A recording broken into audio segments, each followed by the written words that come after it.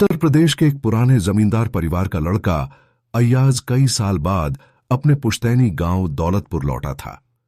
हवेली अब खंडहर बन चुकी थी, मगर कुछ दस्तावेजों की खातिर उसे वहां रुकना पड़ा। हवेली के पीछे एक सूखी झाड़ी थी, जिसके बीचों बीच एक टूटी फूटी दीवारों से घिरी कब्र थी। इसकी मरम्मत कभी नहीं होती? उसने नौकर रघु से पूछा। रघु कांपते हुए बोला, हुजूर, वो कब्र नहीं है, वो बंद दरवाजा है। दरवाजा? अय्याज चौंका। हां, जिन्नात की दुनिया का दरवाजा। आपके परदादा ने एक जिन्न को वहीं बांधा था, तब से वो कब्र नहीं खोदी जाती, और जो खोले वो जिंदा नहीं रहता। अय्याज हंसा। ये सब पुरानी कहानियां हैं। अब 19 से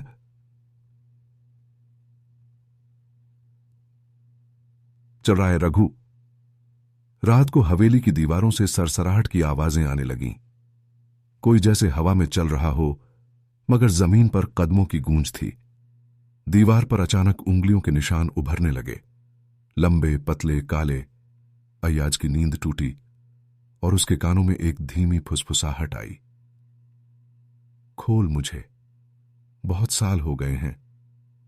उसने देखा कि हवेली का पिछला दरवाजा अपने आप खुला पड़ा था, जो कब्र की ओर जाता था। वो टॉर्च लेकर बाहर निकला। झाड़ियां खुद ब खुद दो तरफ हट गईं, और फिर कब्र के पत्थर पर ताजा खून की कुछ बूंदें थीं। अय्याज झुका, पत्थर को छूने ही वाला था, तभी जमीन कांपी और उस कब्र के अंदर से किसी ने उसे भीतर से ठोका। धक धक। अय्याज कांप गया। वो ठोकर इतनी जोरदार थी जैसे किसी ने लोहे के दरवाजे पर मुट्ठियां पीटी हों। हवा थम चुकी थी, मगर उसके कानों में अब भी वही आवाज गूंज रही थी। खोल मुझे। अय्याज ने जल्दी से पत्थर पर हाथ रखा, और जैसे ही उसने उसे हटाना शुरू किया, जमीन की मिट्टी गीली हो गई, मगर न पानी से न बारिश से। वो खून था, गर्म और ताजा। पत्थर एक तरफ सरका और नीचे एक गोलाकार कुआं जैसा गड्ढा नजर आया, जिसमें नीचे उतरती सीढ़ियां थीं। मगर वो सीढ़ियां किसी ईंट या पत्थर की नहीं थीं, वो हड्डियों की बनी थीं। अय्याज को अब डर लगने लगा, लेकिन जिज्ञासा उससे कहीं बड़ी थी। उसने कैमरा ऑन किया और खुद से बोला, अगर कुछ हुआ तो दुनिया देखेगी कि यह सब सच्चाई थी। वो नीचे उतरने लगा।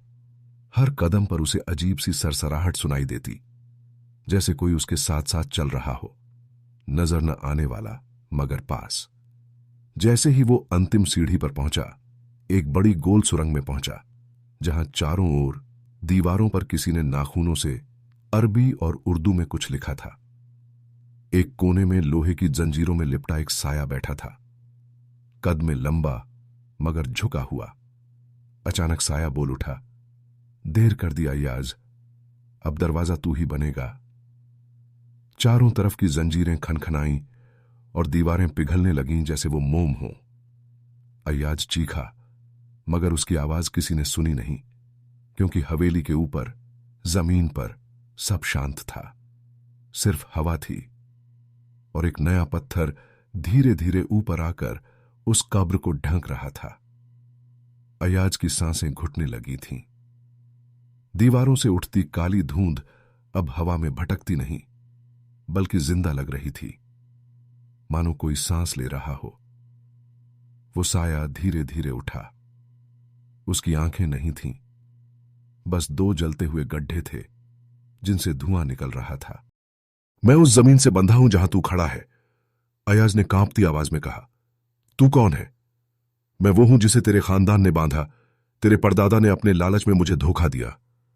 अब तू आया है सौदा पूरा करने।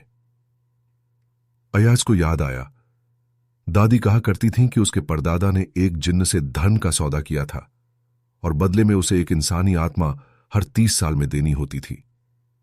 आखिरी बार वो सौदा 30 साल पहले पूरा हुआ था, और अब फिर वक्त आ गया था। अब तू दो रास्तों में से एक चुनेगा, जिन्न बोला। या तो खुद को सौंप दे, या वो जिसे तू सबसे ज्यादा चाहता है मेरी होगी।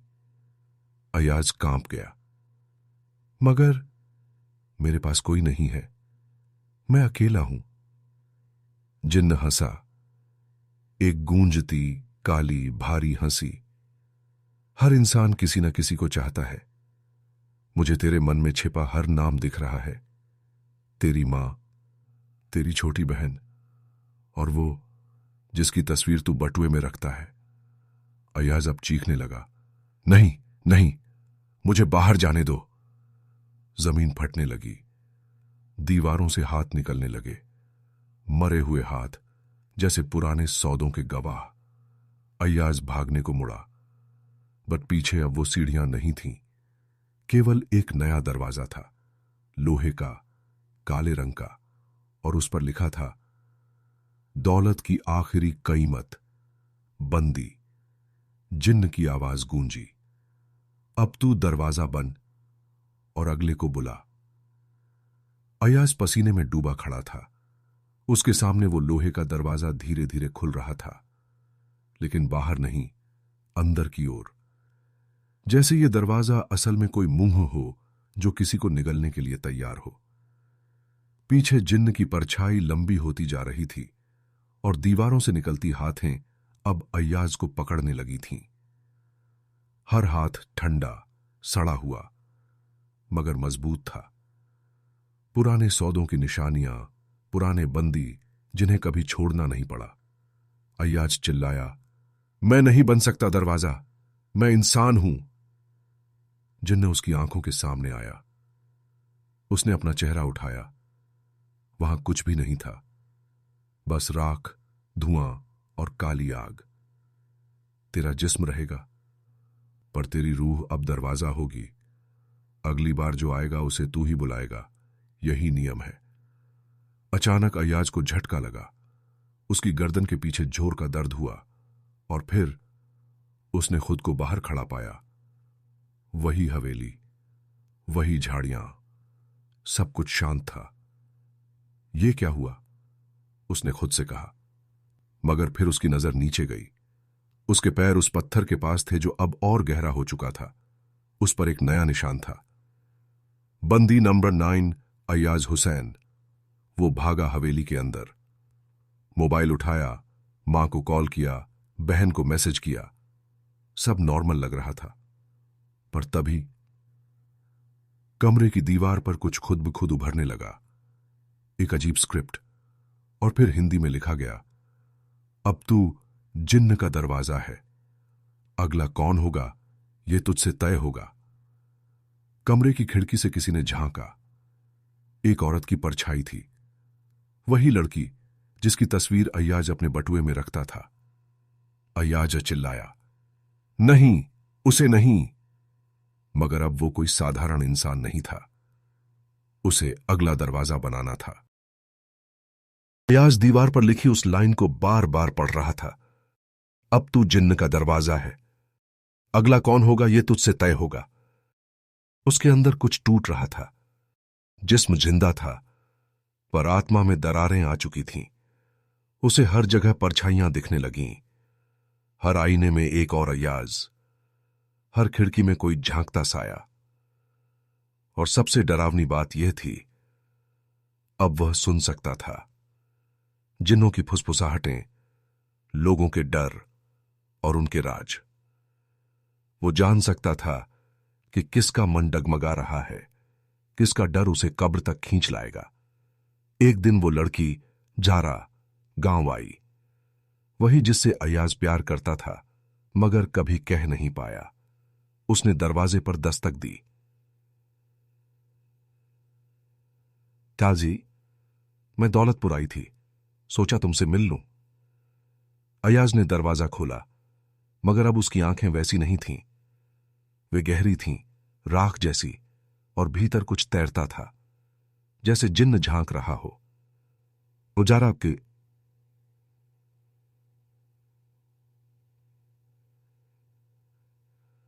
उसकी आवाज में 2 परछाइयां थीं। जारा ने मुस्कुराकर कहा, क्या हुआ, बीमार लग रहे हो? अय्याज ने धीमे से कहा, यहां मत आओ, तुम नहीं समझोगी।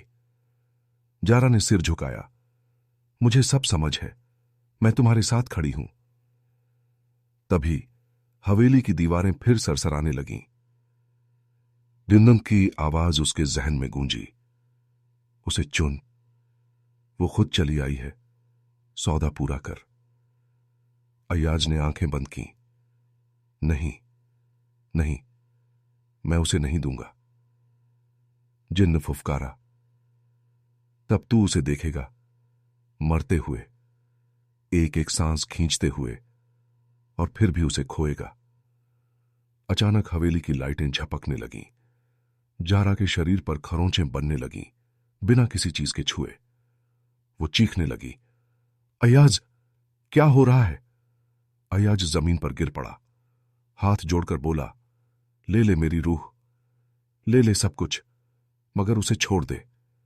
जिन्न ने कहा, ठीक है, मगर अब अगली बार दरवाजा वो बनेगी। दीवारें शांत हो गईं। जारा बेहोश होकर जमीन पर गिरी पड़ी थी और अय्याज की आंखों से धुआं निकल रहा था। उस रात के बाद जारा जाग तो गई, पर अब उसे हर रात एक सपना आता है।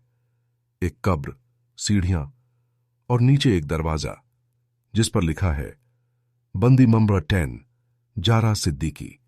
जारा जब दौलतपुर से वापस दिल्ली लौटी तो सब कुछ पहले जैसा लगने लगा। ऑफिस, दोस्त, शहर की चहल पहल। मगर उसके भीतर कुछ बदल चुका था। हर रात एक ही सपना, एक लंबा अंधेरा रास्ता जिसके दोनों ओर सूखी घास और जली हुई हड्डियां पड़ी होतीं। दूर कहीं एक दरवाजा चमकता, काला और भारी। दरवाजे पर टंगी तख्ती हर रात बदलती, मगर अब एक हफ्ते से वो तख्ती नहीं बदली थी। बंदी ममरा 10, जारा सिद्दीकी, वो सपना नहीं था, वो बुलावा था। एक रात नींद में चलते हुए जारा ने खुद को अपने घर की छत पर पाया। हाथ में उसका पुराना मोबाइल था जिसमें अय्याज का आखिरी कॉल रिकॉर्ड पड़ा था। उसने हिम्मत करके सुना, जारा, अगर तुझे यह रिकॉर्डिंग मिली है तो तुझे जिन्न ने चुना है।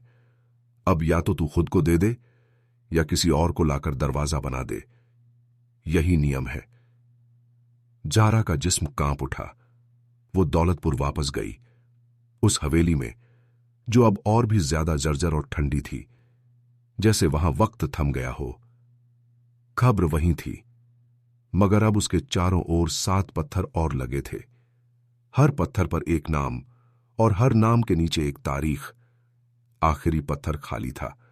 उसके सामने जारा खड़ी हुई और अचानक जमीन फटने लगी। वही धुएं वाली सीढ़ियां, वही पुरानी फुसफुसाहट। अब तू अगली है। जारा सीढ़ियां उतरने लगी। हाथ में एक लाठी थी और जेब में एक ताबीज। नीचे वही साया बैठा था, मगर अब वो अय्याज की शक्ल में था। जारा, उसने कहा। क्या मैं मर चुकी हूं? जारा ने पूछा।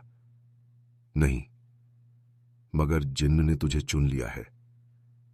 अब या तो तू किसी को इस दरवाजे तक लाएगी या धीरे धीरे दरवाजा खुद तुझ में बस जाएगा।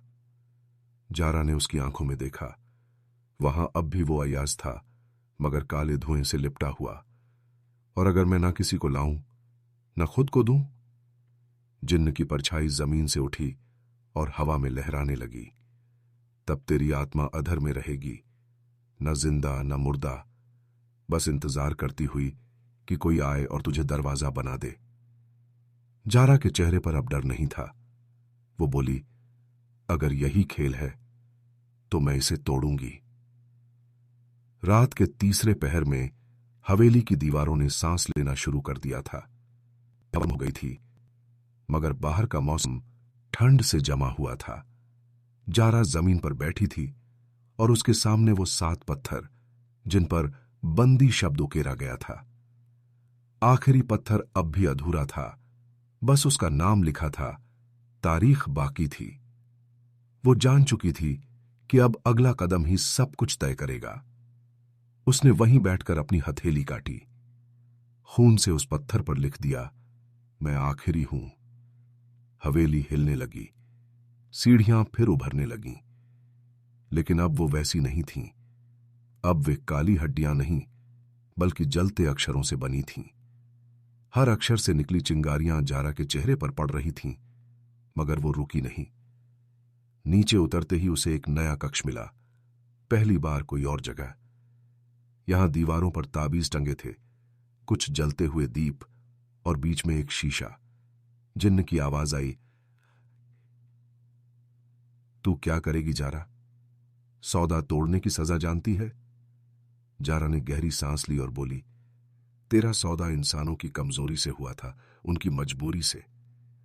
अब एक औरत ने इसे चुना है और मैं इसे खत्म करने आई हूं। के पास गई और उसमें अय्याज की परछाई देखी।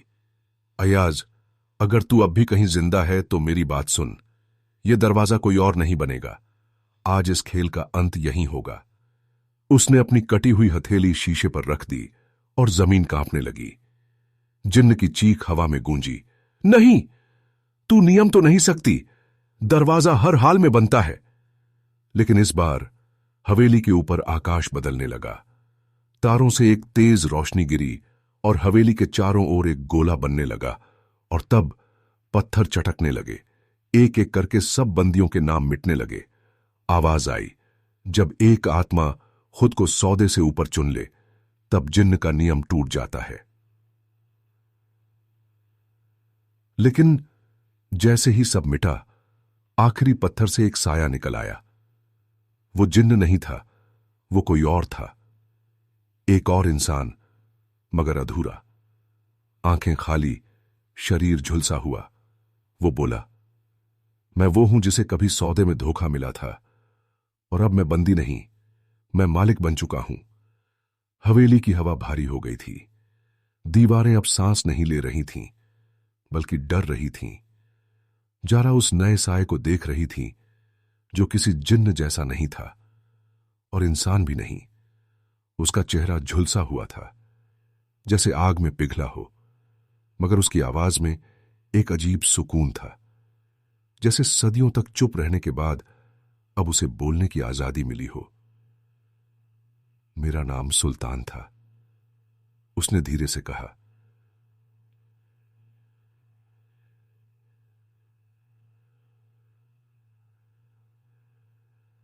आरोसा 57 में इस हवेली का नौकर था। तेरे परदादा ने मुझसे सौदा किया था, सोने के बदले मेरी आत्मा। जारा की आंखें फैल गईं। मतलब तू पहला बंदी था? नहीं, वो बोला, मैं पहला मालिक था, जिसे खुद जिन्न ने धोखा दिया।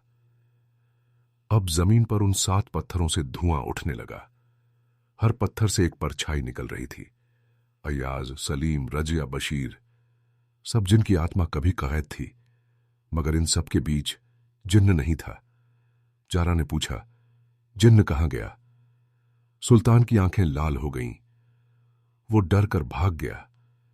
तेरी रूह ने जो इनकार किया, वो इस नियम को तोड़ गया। अब वो वापस नहीं आ सकता, लेकिन उसके पीछे जो सिस्टम है, वो अब मुझे सौंपा गया है। क्या मतलब? मतलब ये कि अब इस कब्र, इस हवेली, इस सौदे के नए नियम मैं तय करूंगा। सुल्तान ने आगे बढ़कर जारा की ओर हाथ बढ़ाया। आजा, तू और मैं साथ मिलकर यह जगह पवित्र भी बना सकते हैं, या इससे और खतरनाक भी। जारा पीछे हटी। मैं तेरे साथ नहीं आ रही। सुल्तान मुस्कुराया। फिर तैयार हो जा, क्योंकि तू चाहे ना चाहे, अब इस खेल की रचना में तेरा हिस्सा लिखा जा चुका है। जारा भागी। हवेली की सीढ़ियां बदल चुकी थीं। अब वो उसकी आवाज से खुलती थीं। वो जैसे तैसे बाहर निकली। दिन निकल चुका था। सूरज पहली बार तेज चमक रहा था, मगर उसके पीछे हवेली की खिड़की से एक चेहरा उसे देख रहा था, सुल्तान का। और उसकी आंखों में अब एक जिन्न नहीं, बल्कि राजा बस चुका था। जारा दौड़ती रही, हवेली से दूर, गांव की गलियों से होते हुए उस पुरानी कब्रगाह तक जहां पहली बार अय्याज ने उसका नाम पुकारा था। वहीं एक टूटा हुआ मजार था, जिसकी छांव में खड़े होकर उसने पहली बार जिन्न की मौजूदगी को महसूस किया था। आज वहीं आकर वो रुकी। उसने हवा में एक ताबीज घुमाया, जिसे उसके दादा ने बचपन में दिया था। जब कोई न बचे तो ये खोलना। उसने ताबीज खोला।